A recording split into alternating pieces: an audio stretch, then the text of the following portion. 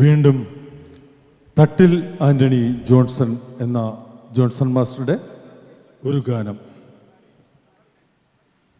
കൈതപ്പുറം ദാമോദരൻ നമ്പൂതിരി ഗാനങ്ങൾ രചിച്ച് 1980 ഇറങ്ങിയ പാവം പാവം രാജകുമാരൻ എന്ന ചിത്രത്തിലെ ഗാനം ഇവിടെ ആലപിക്കുന്നു രഞ്ജിനി സുധീരൻ. ഈ രഞ്ജിനി സുധീരനെ കുറിച്ച് രണ്ട് വാക്ക്. ആറ്റുകാൽ ക്ഷേത്രത്തിൽ 25 വർഷമായി നിങ്ങൾ കേട്ടുവരുന്ന സർവമംഗള മംഗല്യേ എന്ന ഉണർത്തുപാട്ട് പാടിയത് രഞ്ജിനി സുധീരനാണ്.